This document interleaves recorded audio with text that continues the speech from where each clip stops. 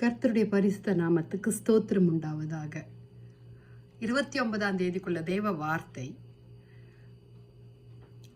எசையா 43வது அதிகாரம் 1வது வசனம். இப்பொழுது யாக்கோபே உன்னை சிருஷ்டித்தவரும் இஸ்ரவேலே உன்னை உருவாக்கினவராகிய கர்த்தர் சொல்லுகிறதாவது, பயப்படாதே, உன்னை மீட்டுக் கொண்டேன், உன்னை பேர் சொல்லி அழைத்தேன், நீ என்னுடையவன். ஹல்லேலூயா. தேவ ஜனங்களே, நான் இந்த வசனத்தை கொண்டு நான் உங்களோடு கூட தொடர்ச்சியாக பேச விரும்புகிறேன். என்னுடைய சாட்சியை சொல்ல விரும்புகிறேன். இது விசேஷமாய் வாலிப பிள்ளைகளுக்கு சென்று அடையும் என்று நான் வாஞ்சிக்கிறேன். வாலிப வயதிலே அடியாளை ஆண்டவர் எப்படி தெரிந்து கொண்டார் என்பதை நான் சொல்ல போகிறேன். கர்த்தர் நல்லவர். ஹல்லேலூயா. உன்னை பேர் சொல்லி அழைத்தேன், நீ என்னுடையவன். ஹல்லேலூயா. நான் ஒரு ஹிந்து குடும்பத்திலிருந்து பிறந்தவள். அம்மா கேரளா, அப்பா தமிழ்நாடு. சிஎம்சி ஹாஸ்பிட்டல் மூலமாய் அவர்கள் இணைக்கப்பட்டார்கள். அதை சொல்லிக்கிட்டே போனால் பெரிய கதை.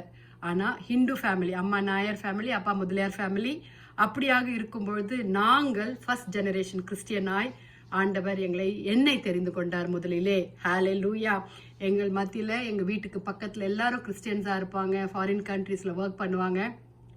அங்கே அவங்க எல்லாம் சண்டே கிளாஸ் எடுக்கும் பொழுது பியூலா நியூட்டன் சொல்லி ஒரு ஆண்டி எங்களுக்கு சண்டே கிளாஸ் எடுப்பாங்க. ஹல்லேலூயா. அந்த இடத்துல அவங்க எங்களுக்கு ஒரு வார்த்தை சொல்லி கொடுத்தாங்க. இயேசு தேவனே, என் ஜீவனே, ஏழை பிள்ளை நான், கர்த்தர் என்னை ரட்சியும் என்று. ஹல்லேலூயா. ஆமேன். அப்படியாக இருக்கும் பொழுது நாங்கள் அதுக்கு அர்த்தம் தெரியாம அவங்க வீட்டில் கலர் டிவி இருக்கும். அந்த கலர் டிவி பார்க்கறதுக்காக இந்தி படம் தான் ஓடும். அதில் அந்த 1 மணி நேரம் அந்த இந்தி படத்துக்காக நாங்கள் எல்லாம் போவோம். நாங்கள் போயிட்டு அங்கே உட்காந்து பார்த்து அவங்க கொடுக்குற பிஸ்கெட்டு சாக்லேட் எல்லாம் சாப்பிட்டுட்டு வசனத்தை கேட்டுட்டு அப்போ சண்டே கிளாஸ்னா பாட்டு இருக்கோ, டான்ஸ் இருக்கோ, எல்லாம் பண்ணிட்டு நாங்கள் வருவோம். அப்படி வர்ற சமயத்தில் ஆண்டவர் கிரியை செய்து கொண்டிருந்தார். ரொம்ப ஏழ்மையான குடும்பம். அப்பா கஷ்டப்பட்டு எங்களை அப்பாவும் அம்மாவும் சேர்ந்து எங்களை கஷ்டப்பட்டு வளர்த்தாங்க. ஹல்லேலூயா. அப்படி இருக்கும்பொழுது அம்மா சிஎம்சியில் படிக்கிறதுன்னு ஒரு இதுக்காக வந்தாங்க. ஆனால் படிக்க முடியாத நிலைமையில என்னையும் படிக்க வைக்கணும்னு சொல்லி சிஎம்சியில் நர்ஸ் படிக்க வைக்கணும். அப்போ சிறு வயதிலிருந்தே நான் நர்ஸ் ஆகணும் என்ற ஒரு வாஞ்சையில தான் நான் வளர்க்கப்பட்டேன். ஹல்லேலூயா. அப்படி இருக்கும் பொழுது ஆண்டவர் கொஞ்சம் கொஞ்சமா ஆண்டவருடைய வசனத்தின் மூலமாய் எனக்கு ஆண்டவர் என்னோடு கூட இடைப்பட ஆரம்பித்தார். ஹல்லேலூயா. அப்படி இருக்கும்பொழுது நான் 12th ஸ்டாண்டர்ட் 90ல நான் முடிக்கிறேன்.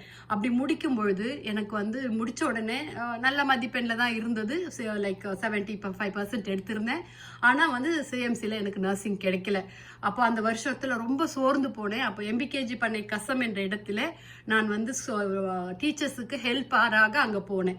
அங்கே போகும்பொழுது அந்த இடத்துல ஒரு பாஸ்டர் குணசேகரன் சொல்லிட்டு ஷேன்பாக்கத்திலிருந்து அவர் பேர் அப்போ எனக்கு தெரியாது, வசனத்தெல்லாம் சொன்னாங்க. அப்போ அந்த ராத்திரியிலே நான் ஜெபிக்கும் பொழுது ஜெபிக்கல. உண்மையான கடவுள் யாரு? பக்தி வைராக்கியத்துல ஹிந்துவாய் நான் வளர்க்கப்பட்டு எல்லா கோவில்களுக்கும் போய் நேர்த்தி கடன்கள் எல்லாம் செய்வோம், பக்தியா இருப்போம், எல்லா பண்டிகையும் நாங்கள் பரிசுத்தமா ஆசரிப்போம். அப்படிலாம் இருக்கும். எங்க அம்மாவுக்கு சாமி வரும்.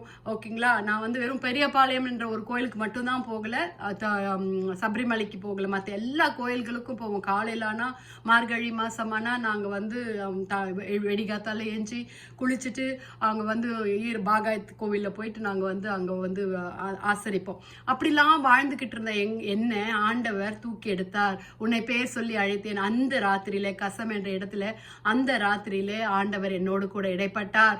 அப்போ மெல்லிய சத்தத்துல உன்னை பேர் சொல்லி அழைத்தேன், நீ என்னுடையவன். அப்ப வசனம் எங்க இருக்குல்ல எனக்கு தெரியாது. என்னுடையவனா? அப்படியா? நான் மேல் ஜெண்டர் இல்லையே, நான் ஃபீமேல் ஜெண்டர் ஆச்சே, எனக்கு தெரியாது வசனம் எங்க இருக்குல்ல. அப்படி இருக்கும்பொழுது நான் அங்க எல்லா இடத்துலயும் பைபிள் இருக்கும். அந்த பைபிளை எடுத்து நான் பார்க்கும் பொழுது ஆண்டவர் இந்த வசனத்தை எனக்கு எடுத்த உடனே காண்பிக்க உதவி செய்தார். அப்போ நான் ஆண்டவர்கிட்ட சொன்னேன், இது என்ன என்னுடையவன் சொல்லிட்டு இருக்கேன் அப்படின்னும் போது மெல்லிய வாய்ஸ்ல எனக்கு இன்னும் அந்த தொனி எனக்கு கேட்டுட்டு இருக்கு. You are mine Sunita, you are mine. என் பேரு சுனிதா. ஹல்லேலூயா. அப்படியாக ஆண்டவர் என்னை அந்த ராத்திரியிலே தொட்டார். அன்றைய தினத்திலே நான் கர்த்தருக்கு ஒப்பு கொடுத்தேன். கர்த்தர் நாம மகிமைப்படட்டும். ஆண்டவர் என்னை உபயோகப்படுத்த ஆரம்பித்தார். அவருக்காக எழும்ப உதவி செய்தார். கொஞ்சம் கொஞ்சமா வசனத்துல ஆண்டவர் கிரியை செய்ய ஆரம்பித்தார். அதுக்கப்புறம் 1992ல சிஎம்சியில் போட்டோம். 91லேருந்து 92 வரைக்கும் அங்கே வேலை பண்ணேன். 92 to 95 பேட்சை சிஎம்சியில் டிப்ளமா நர்சிங் படித்தேன். ஹல்லேலூயா. அப்படி இருக்கும்போது அங்கே ஆவிக்குரிய ஜீவித்தில் வளர்ந்து அங்க வந்து ஏஜி சபைக்கு வெள்ளூர் காந்தி நகர்ல இருக்கிற ஏஜி சபைக்கு சுந்தரம் பாஸ்டர் கையால எனக்கு ஞானஸ்தானம். அதுவும் என் ஆவிக்குரிய ஜீவித்துல சுசிகரன் ஆண்டி அவங்க எங்க வீட்டு பக்கத்துல இருந்ததுனால அவங்க ஆவிக்குரிய ஜீவித்துல என்னை வந்து வளர்றதுக்கு உதவி செய்தாங்க. எங்க அம்மா எல்லாம் தடையா இருந்தாங்க. ஆனா எங்க அப்பா ஒண்ணு கேட்டாரு, அவ தப்பான வழியில போலியே, நேர்த்தியான பாதையில தானே போறா, விட்டுடுன்னு சொன்னாங்க. அப்போ யாருக்கும் தெரியாம நான் போயிட்டு பேப்டிசம் எடுக்க போனேன். அங்க ஹாஸ்டல்ல இருந்து பேப்டிசம் எடுக்க போகும்போது ஆண்டவர் பரிசுத்த ஆவியானவர் மத்தேயு 3ஆம் அதிகாரத்துல சொன்னது போல வானம் அவருக்கு திறக்கப்பட்டு தேவ ஆவி புறாவை போல இறங்கினார். ஹல்லேலூயா. ஆண்டவரே நீர் கர்த்தாவே என்னோடு கூட நீங்க இருக்கணும்னா பரிசுத்தாவின் அபிஷேகம். அந்த தொட்டிலிருந்து நாங்க பேப்டிசம் எடுத்து மேல வரும்பொழுது தானே கர்த்தர் வந்து என்ன பரிசுத்தாவின் அந்நிய பாஷை அடையாளங்களோட நிரப்பினார். ஹல்லேலூயா. அப்படியாக இருக்கும் பொழுதுதான் 2002 இருந்து 2007 வரைக்கும் ஆண்டவர் என்னை வந்து கிருபையாய் வழி நடத்தி கொண்டு வந்தார். ஹல்லேலூயா, ஹல்லேலூயா, ஹல்லேலூயா.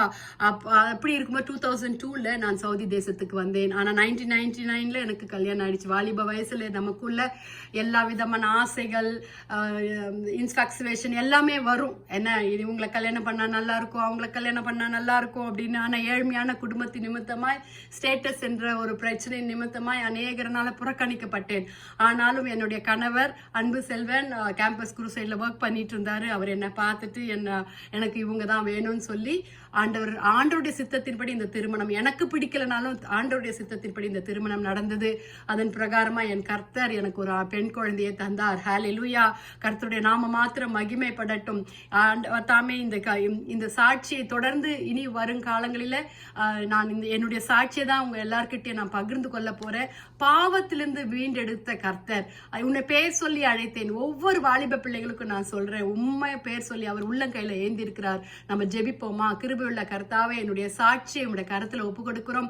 இது அநேகருக்கு பிரயோஜனமாய் போய் சேரணும். ஏசப்பா, வாலிப பிள்ளைகளுக்கு இது பிரயோஜனமாய் போய் சேர வேண்டும். கர்த்தாவே, நீர் கிரியை செய்யுங்க. ஒவ்வொரு நாளும் அப்பா நாங்கள் ஆண்டவரே கர்த்தாவே என்னுடைய சாட்சியை பகிர்ந்து கொள்ளும் பொழுது அநேகர் தொடப்படணும். ஆண்டவரே, உள்ளங்கையில ஏந்தி இருக்கிறேன், நீ என்னுடையவன் என்று சொன்னதே யூ ஆர் மைன் என்று கர்த்தாவே நீர் ஒவ்வொரு வாலிப பிள்ளைகளோட கூட பேசுங்கப்பா. துதிகன மகிமை உமக்கே செலுத்துகிறோம். மீட்பர் இயேசுவின் மூலம் ஜெபம் கேளும் பிதாவே.